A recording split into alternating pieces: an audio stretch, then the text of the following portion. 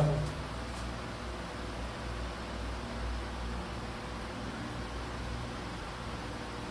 ত্রিভুজে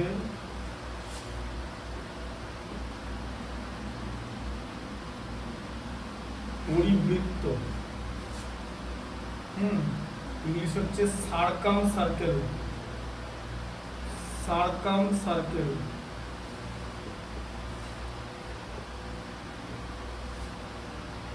এবং অন্তর্বৃত্ত।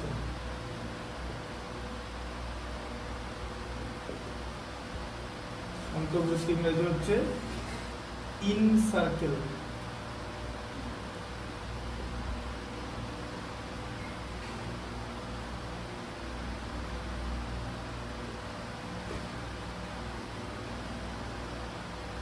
ঠিক আছে, এবার দেখো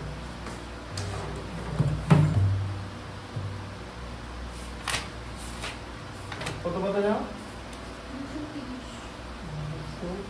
অন্তর্বৃত্ত পরিবৃত্ত 173। আচ্ছা দেখো প্রথমে হচ্ছে পরিবৃত্ত। তাহলে পরিবৃত্ত কাকে বলে?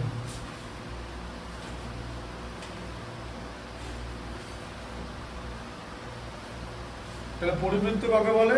সেটা হচ্ছে একটা বৃত্তের মধ্যে ত্রিভুজ থাকবে। মানে ধরো এই যে একটা বৃত্ত,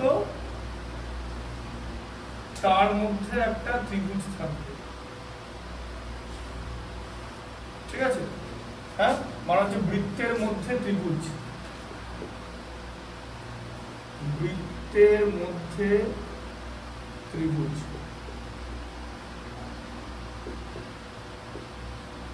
ঠিক আছে, হ্যাঁ।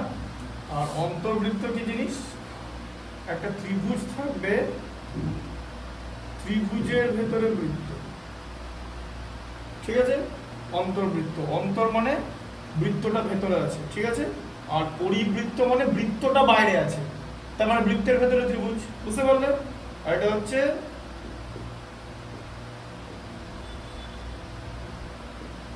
ত্রিভুজের ভেতর বৃত্ত। ঠিক আছে,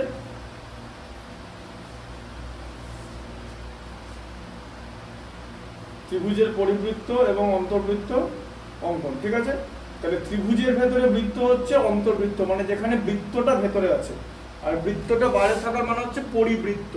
ঠিক আছে, দুটো আলাদা অঙ্কন প্রণালী আছে। তাহলে এটা কিভাবে অঙ্কন করব?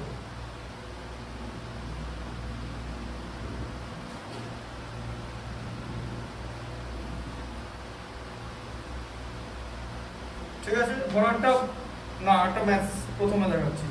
এখানে যেটা আছে, ধরো লেখা আছে যে 5 সেন্টিমিটার 6 সেন্টিমিটার আর 7 সেন্টিমিটার বাহু বিশিষ্ট ত্রিভুজের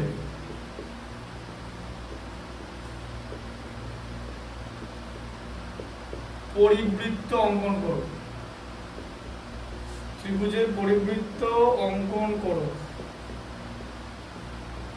তার মানে কি দাঁড়ালো? যে 5 সেন্টিমিটার 6 সেন্টিমিটার এবং 7 সেন্টিমিটার বাহু বিশিষ্ট ত্রিভুজটা একটা বৃত্তের মধ্যে থাকবে। ঠিক আছে, তাহলে 5 সেন্টিমিটার 6 সেন্টিমিটার আর 7 সেন্টিমিটার বাহু বিশিষ্ট ত্রিভুজকে কি বলে? বিষমবাহু ত্রিভুজ। ঠিক আছে, তোমার কি কোনো বুঝতে অসুবিধা হচ্ছে? ঠিক আছে তো?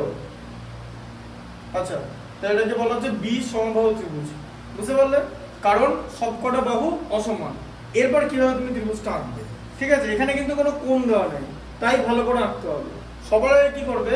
তুমি 7 সেন্টিমিটারটাকে নিচে নেবে, 7 সেন্টিমিটার, ধরো এটা 7 সেন্টিমিটার। ঠিক আছে, মেপে নেবে 7 সেন্টিমিটার। হ্যাঁ, আচ্ছা, এখানে তোমার কোনো কোণ দেওয়া নেই। কোণ যাই হোক, 3টে কোণের সমষ্টি 180, সে কোণ তোমাকে মাপতে হবে না। তোমার এখানে চাঁদার কোনো সিস্টেম নেই। তুমি কি করবে? পেন্সিল কম্পাসটা এখানে বসাবে। এখানে বসিয়ে তুমি কি করবে? তুমি তো সাইডে একটা 5 সেন্টিমিটার লাইন নেবে, একটা 6 সেন্টিমিটার নেবে, একটা 7 সেন্টিমিটার নেবে। ঠিক আছে, যে এখানে বড় করে একটা বাহু কাটবে, এই 7 সেন্টিমিটারটা নিয়ে এখানে এরকম করে কাটবে, এটা কাটলে এটা ধরো কেটে 7 সেন্টিমিটার হলো, ঠিক আছে, এটাকে কাটবে, বোঝা গেল? আচ্ছা দিয়ে এখানে কেটে এইখানে এবারে 6টা নেবে, 6টা নিয়ে এখানে একটা এরকম চাপ বানাবে, পুরো গোটা চাপ। এই গোটা চাপটার মানে জানো, এই পয়েন্টটাও 6 আবার এই পয়েন্টটাও 6, এই পয়েন্টটা 6, মানে এখান থেকে এই যে চাপের ওপর যতগুলো বিন্দু আছে প্রত্যেকটা বিন্দু এই বিন্দু থেকে 6 সেন্টিমিটার দূরে অবস্থিত, বোঝা গেল চাপটার মানে? তাহলে এটা কত? 6 সেন্টিমিটারের চাপ আঁকবে, এটাও 6 এটাও 6, এটা উপরে আছে এটা নিচে আছে। তোমাকে এখানে অ্যাঙ্গেল দেওয়া নেই, অ্যাঙ্গেল দেওয়া থাকলে অ্যাঙ্গেলটা নিয়ে বানাতে হতো, সেটার ব্যাপারে পরে আসবো, আগে বাহুগুলো থাকুক, ঠিক আছে? আচ্ছা হ্যাঁ, এবার দেখো আবার এইখানে বসাবে, তো এখানে কি করবে? 5 নেবে, 5 নিলে এই 5-এর এখানে কেটে দেবে, যেখানে আসবে প্রথমটা সেখানে ধরে এখানে এরকম কেটে দেবে, ঠিক আছে? হ্যাঁ, কারণ এই চাপটাও যদি তুমি এখান থেকে আবার এরকম একটা চাপ নাও, এরকম একটা চাপ নিলে তো এখান থেকেও এই চাপটার মানে এই চাপের মধ্যে এই দ্বিতীয় চাপটা তো একটা বক্ররেখার মতো, এই বক্ররেখার মধ্যে যতগুলো বিন্দু আছে প্রত্যেকটা বিন্দুর দূরত্ব এই বিন্দু থেকে 5 সেন্টিমিটার, বোঝা গেল কনসেপ্টটা? আমি হাতে এটা এঁকে দিই না, কারণ আমি এঁকে দিয়ে তোমার কোনো লাভ নেই, বুঝতে পারলে?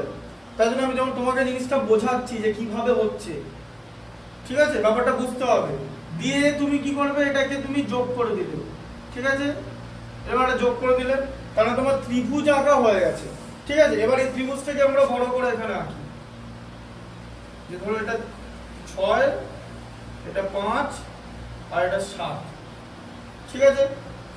যেটা 7 সেন্টিমিটার, এটা 6 সেন্টিমিটার আর এটা 5 সেন্টিমিটার। তাহলে এই দুটো ত্রিভুজ কিন্তু সদৃশ কোণী ত্রিভুজ, কেন জানো? কারণ এর কোণগুলো সমান কিন্তু সর্বসম নয়, কেন? কারণ এই ত্রিভুজের সাইজ আলাদা, দেখতে তো ছোট বড়, কারণ কোণ সর্বসমতা বলে কিচ্ছু হয় না।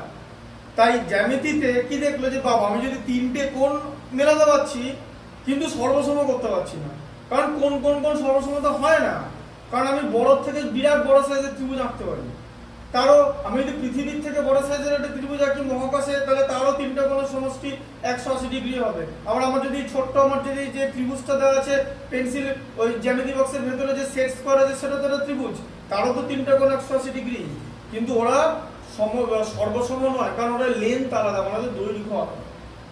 তাহলে জ্যামিতিতে তাহলে দেখবে যে বাবা আমি সর্বসমতা পেলাম না, তাহলে আমার কি ধর্ম আছে? তেমনি 3টে কোণ মিললে অন্য ধর্ম তো রয়েছে, সেটাকে কি বলে?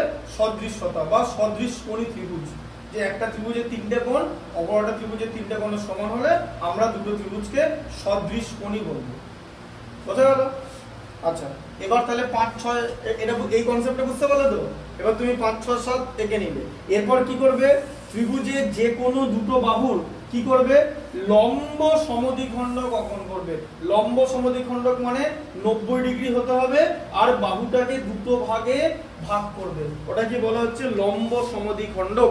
কোণকে যদি ভাগ করে সেটা হচ্ছে কোণ সমদ্বিখণ্ডক। কোণ সমদ্বিখণ্ডকের কনসেপ্টটা পরিবৃত্তের এই অন্তর্বৃত্তের ভেতরে আছে, আর লম্ব সমদ্বিখণ্ডকের মানে বাহু সমদ্বিখণ্ডকের কনসেপ্টটা এই পরিবৃত্তের মধ্যে আছে। এটা অন্তর্বৃত্তের মধ্যে কোণ সমদ্বিখণ্ডক আছে আর পরিবৃত্তের মধ্যে বাহু সমদ্বিখণ্ডক আছে, বুঝতে পারলে কনসেপ্টটা? তাহলে লম্ব সমদ্বিখণ্ডক মানে বাহু সমদ্বিখণ্ডক মানে সাইডকে বাইসেক্ট করবে, ঠিক আছে? আবার লম্ব ভাবে করবে মানে পারপেন্ডিকুলার বাইসেক্টর। তুমি কি জানো একটা বাহুকে কিভাবে ভাগ করতে হয়? দুভাগে।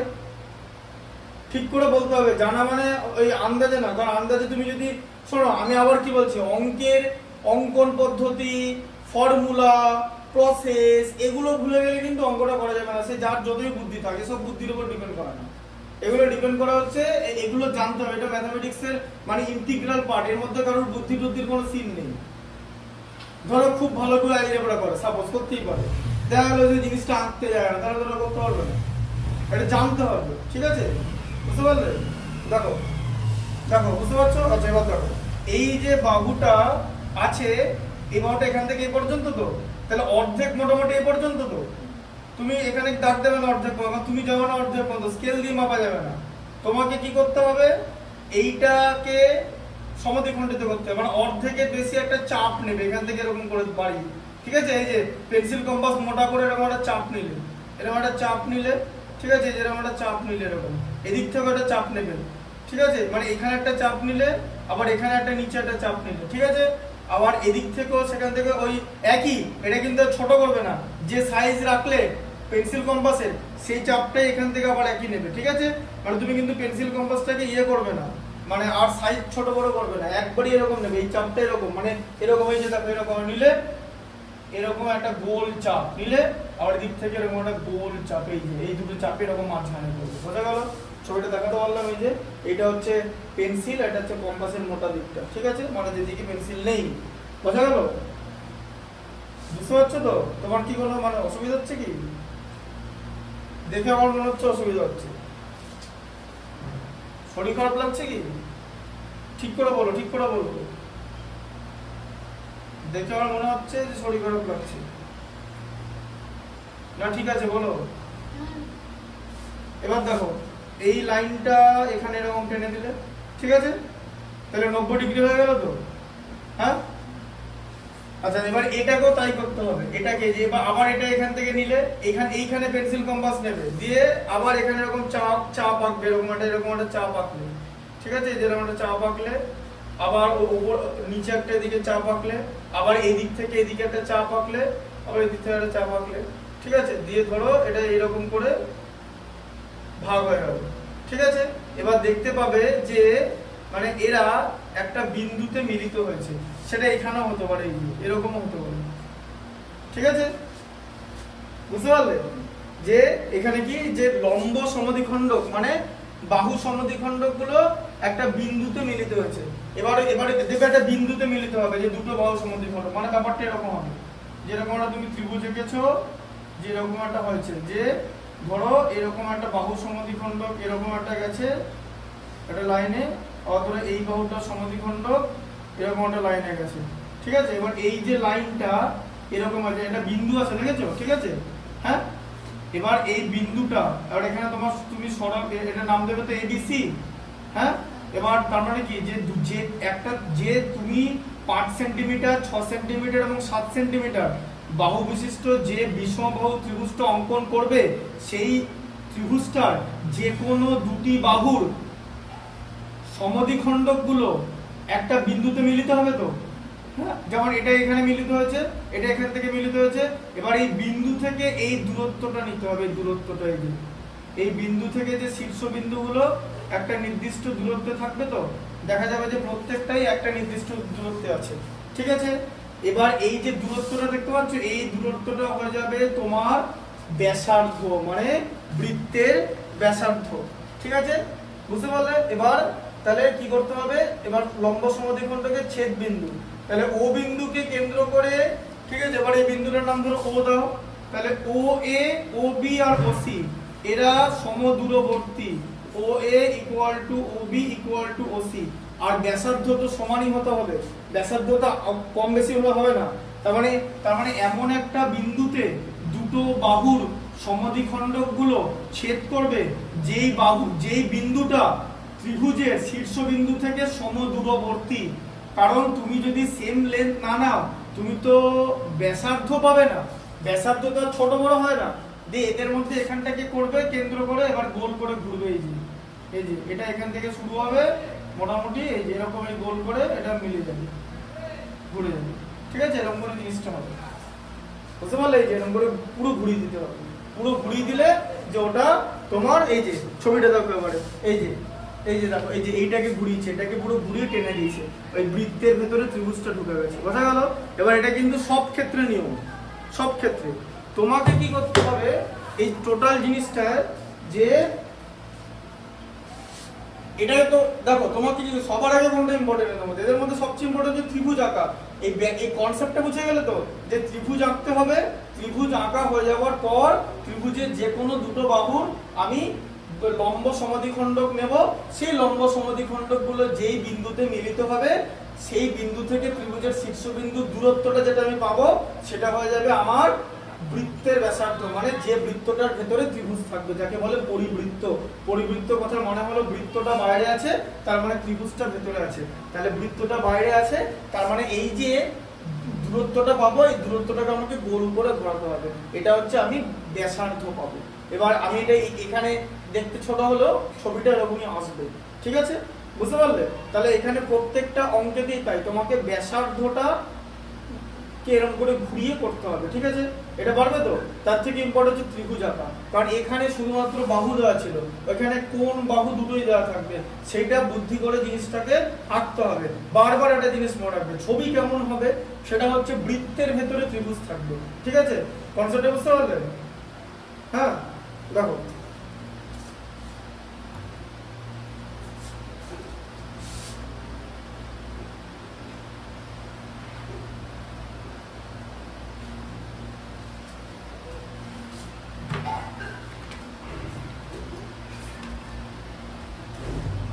এবার বৃত্তের ভেতরে কিন্তু মানে সমবাহু মানে সমকোণী ত্রিভুজও থাকতে পারে, মানে এরকমই হতে পারে। যে দেখো ধরো এরকম একটা বৃত্ত আছে, ঠিক আছে, যে বৃত্তের ভেতরে একটা এরকম সমকোণী ত্রিভুজ আছে, হতেই পারে, ইট ক্যান বি পসিবল।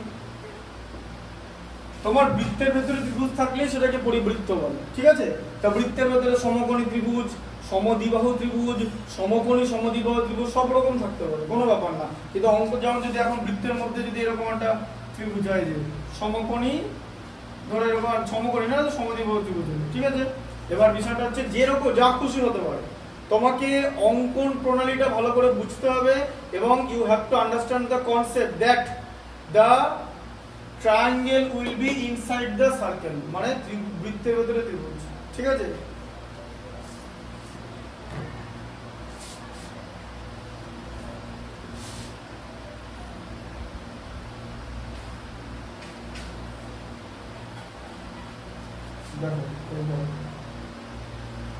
আচ্ছা, এরপরে তুমি ডিরেক্টলি এক্সারসাইজে চলে আসো, সেটা আছে হচ্ছে তোমার এই যে 11.1, ঠিক আছে?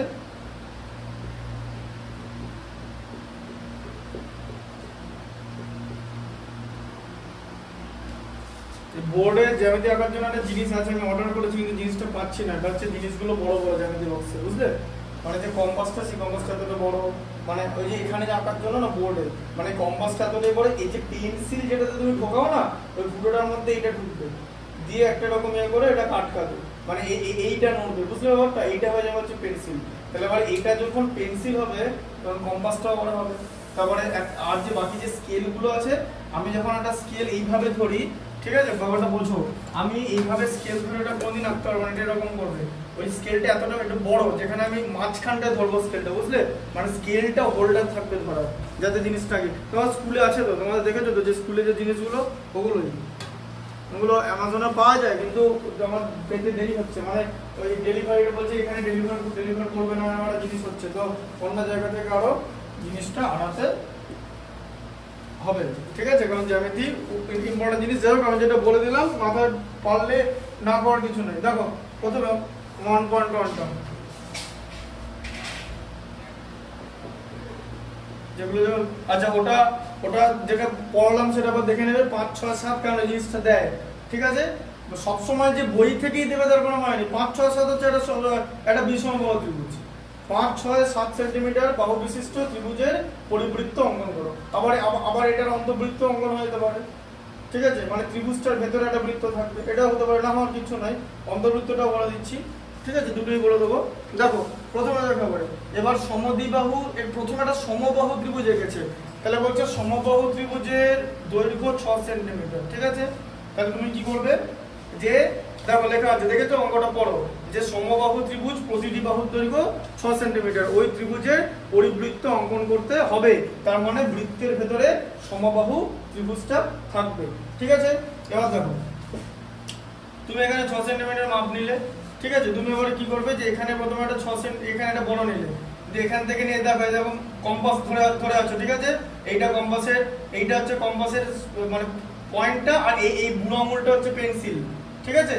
হ্যাঁ, বুঝতে পারলে? এই যে এখান থেকে ধরে এরকম কাটলে 6 কাটলে, ঠিক আছে? আবার এখান থেকে ধরে এরকম 6 কাটবে, যে এখান থেকে যতগুলোই তুমি ইয়ে নাও, মানে এই বৃত্তচাপ না, বৃত্তচাপের প্রত্যেকটা বিন্দু এই বিন্দু থেকে 6 সেন্টিমিটার দূরে অবস্থিত। করলে বুঝতে পারছো? বাড়িতে ফোন করে দেবো? হ্যাঁ সেটাই তো বলছিলাম। তুমি কি বাড়ি এখন যাবে? আচ্ছা ঠিক আছে, তুমি বাড়ি যাও, আমি ফোন করে দিচ্ছি। তুমি কি বাড়ি কথা বলতে চাও কি? আচ্ছা ঠিক আছে, আমি বলে দিচ্ছি দাদা আসতে। ফোন করে কথা বলো না, আমি যেটা বোঝার সেটা বুঝে গেছি। না আমার বললো না রাখতে পারবে। রিংটোন তো তোমার মায়ের ফোন দেখি লেখা আছে, এই নাম্বারটা লেখা। হ্যালো, হ্যাঁ আপনি স্বর্ণবীর মা বলছেন তো? এই তো বলছি, আমি সেভ করা থাকি তো, কথা বলো।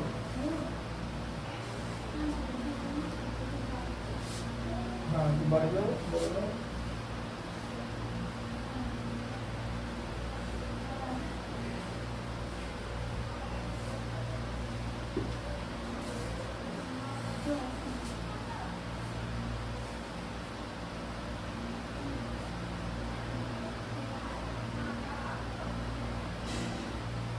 ঠিক আছে দাও, এটা তাহলে শেষ করি। হ্যাঁ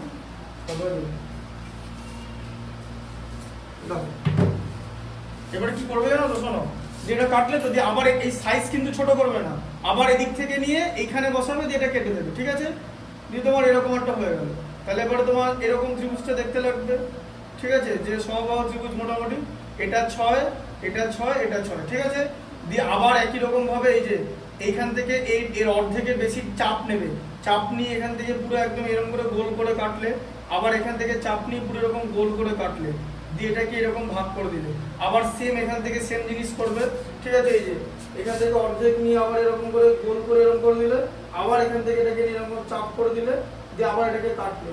ঠিক আছে, ধরো এই জায়গাটা এলো, এই জায়গাটা দেখতে পাচ্ছ যে দুটো লম্ব সমদ্বিখণ্ডক এই বিন্দুতে ছেদ করলো। ঠিক আছে, তা লম্ব সমদ্বিখণ্ডক ছেদ করেছে, দিয়ে এখান থেকে এরকম এটাকে টানবে লাইনটা, এই যে শীর্ষবিন্দু পর্যন্ত, দিয়ে এখান থেকে টানবে, এখান থেকে টানবে, একই জিনিস ও এ বি সি। ঠিক আছে, O A equal to O B equal to O C, এটা হচ্ছে তোমার রেডিয়াস হবে। তার মানে এইখানটাকে নেবে, নিয়ে পুরো বৃত্তটা গোল করে ঘুরিয়ে দেবে। এই যে ঠিক আছে, বৃত্তের ভেতরে সমবাহু ত্রিভুজ is the best triangle to fit inside a circle. ঠিক আছে, মানে একটা সার্কেলের ভেতরে সবথেকে ভালো ফিট হয় মানে সমবাহু ত্রিভুজ। ঠিক আছে, কারণ হচ্ছে সমবাহু ত্রিভুজের প্রত্যেকটা বাহু সমান, প্রত্যেকটা কোণ সমান। ঠিক আছে, আচ্ছা পরের দিন বাকিগুলো তাহলে দেখাবো। হ্যাঁ, আর পরের দিন ভৌত বিজ্ঞানের বাকি কোশ্চেনগুলো লিখিয়ে দেবো, যেগুলো পরীক্ষার জন্য ইম্পর্টেন্ট, ওগুলো মুখস্থ করে নেবে ভালো করে। এই পরীক্ষাটা শেষ হোক, অগাস্ট সেপ্টেম্বর অক্টোবর 31 তারিখের মধ্যে টোটালটা আমি পড়িয়ে কমপ্লিট করে দেবো, কোশ্চেন লিখিয়ে জীবন বিজ্ঞানের মধ্যে হয়ে যাবে। ঠিক আছে, মানে ওই কোশ্চেনগুলো লিখিয়ে দেবো। ঠিক আছে,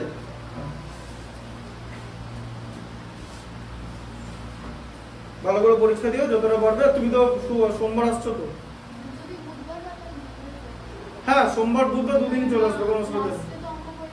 হ্যাঁ হ্যাঁ হ্যাঁ চলে আসবে। এইগুলো স্কুলের ভেতরে ইনসাইড পরীক্ষা নিয়ে কোনো মাধ্যমিকের স্টুডেন্ট মাথা ঘামায় না, এখানে টোটাল মেইন ব্যাপার হচ্ছে মাধ্যমিক। চলে আসবে, হ্যাঁ চলে আসবে।